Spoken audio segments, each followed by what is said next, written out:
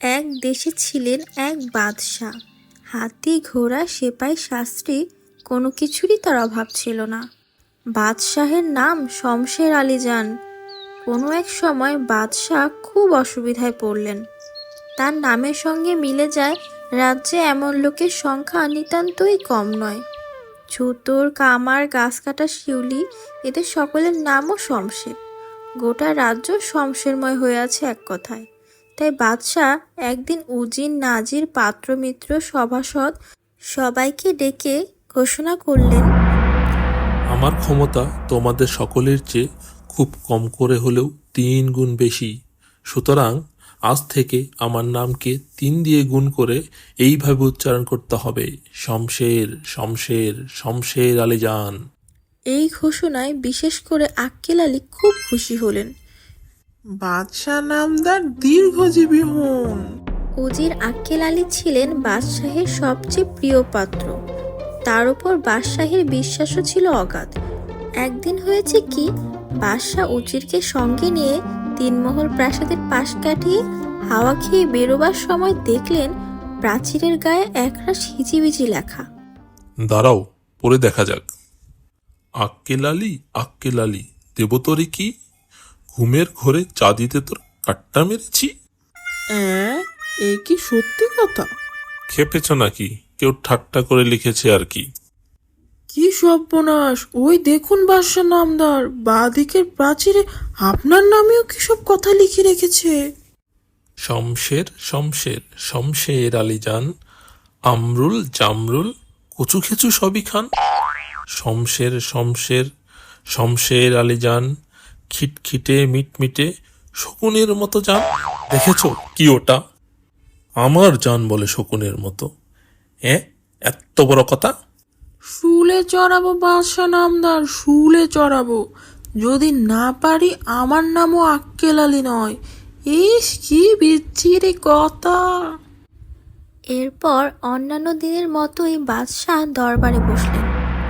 কার কি আরজি আছে পেশ করো। নাজির উঠে দাঁড়িয়ে বললেন, বাদশাহ নামদার, আমার বাড়ির উঠোনে আজ সকালে একটা ঘুড়ি এসে পড়েছিল। তাতে সব বাজে বাজে পদ্য লেখা। কি লেখা ছিল? উজির, আবৃত্তি করো। শমশের শের নয়, লেজ কাটা হনুমান, বিড়ালের ডাক শুনে দেন তিনি পিঠ টান। কাঁঠালের মতো মাথা আক্কেল আলীটা, ঘাস খেকো বুদ্ধি এন্তার এন্তার। সভাসদদের মধ্য থেকে একজন উঠে দাঁড়িয়ে সরাসরি আবৃত্তি শুরু করে দিলেন। 3 গুণ শমশের পেল্লাই ভুড়ি, 10 গুণ বোকামিতে দেয় হামাগুড়ি। খাদা নেকো টাক মাথা আবলুস কাঠ, 20 গুণ লুভে টেকো ঘুরে মাঠ ঘাট। তার মানে তোমরা সব পাল্লা দিচ্ছ নাকি? বাদশাহ নামদার, বেয়াদবি মাফ করবেন। আজ সকালে আমার বাড়ির সামনে একটা ঘুড়ি এসে পড়ে, তাতে লেখা ছিল ওইসব। বাদশাহ বিরক্ত হয়ে সেদিনকার মতো দরবার ভেঙে দিলেন।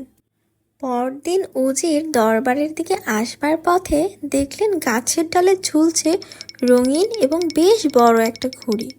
ঘুড়িটার উপর রং দিয়ে তার মুখ খুব বিশ্রীভাবে আঁকা। তাতে লেখা, আক্কেল আলী উজির বটে, কুলোপনা কান, পেটের পিলে বাড়ছে কেবল, গোলায় বাড়ে ধান। উজির তখনই বাদশার কাছে ছুটলেন। কাহা টাকা সহ্য করা যায় বাদশাহ নামদার?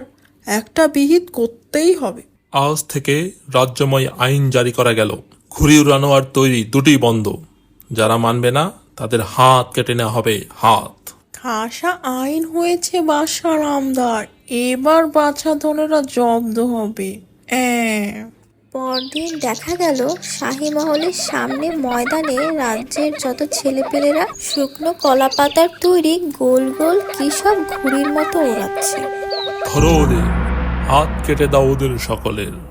তোমরা আমার হুকুম অমান্য করে ঘুড়ি উড়েছে কেন? আমরা তো ঘুড়ি উড়াইনি, ঘুড়ি তো 4 কোনাওয়ালা কাগজের তৈরি হয়। যা ওরে তাই ঘুড়ি। তাহলে পাখি, ধুলো, তুলো, হাওয়ার জাহাজ সবই কি ঘুড়ি? পাখিদের উঠতে দিচ্ছেন কেন? ওদেরও বারণ করে দিন। ব্যাপারটা গন্ডগোল ঠেকছে। ঠিক হ্যাঁ, পণ্ডিত কই? বাদশা নামদার, বই তো অন্যরকম কথা বলে, যা ঘুর ঘুর করে তাই ঘুরি। ঘুর ঘুর করে আবার কিছু ওড়ে নাকি? আপনি কিছুই জানেন না দেখছি। ওড়ে তো পত করে, আর ফুরফুর করে ঘুরে। থামো দেখি, বেশি ফ্যাচর ফ্যাচর করছো কেন বাপু? তা বাদশা নামদার, একটু সময় লাগবে, বিষয়টি বিবেচনা করে দেখতে হবে কি না। সময় বেশি দিতে পারবো না, এক্ষুনি নথিপত্র হাতড়ে দেখো, একটা বিহিত করতেই হবে। এ কি আর গোলায় ধান জমানো বাদশা নামদার?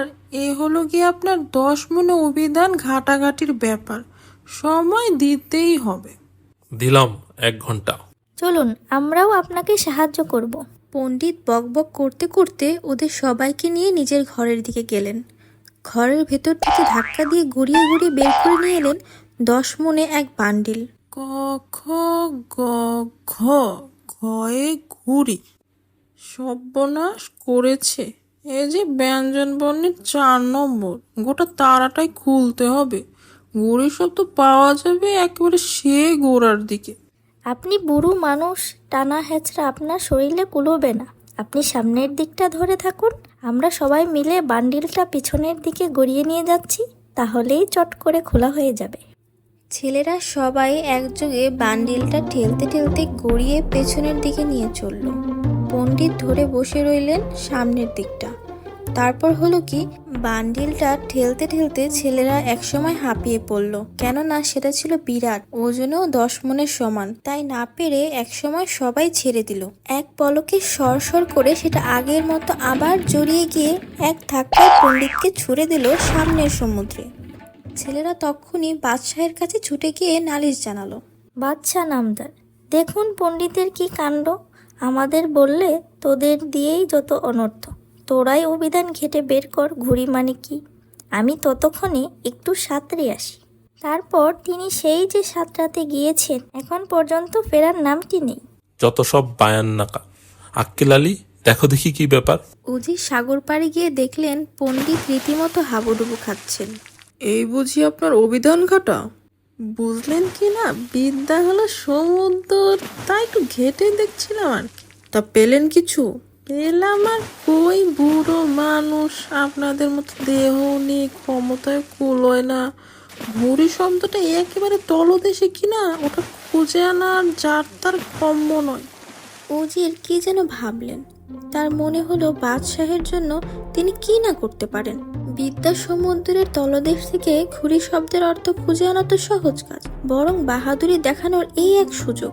বাদশাহ নিশ্চয়ই খুব খুশি হবেন।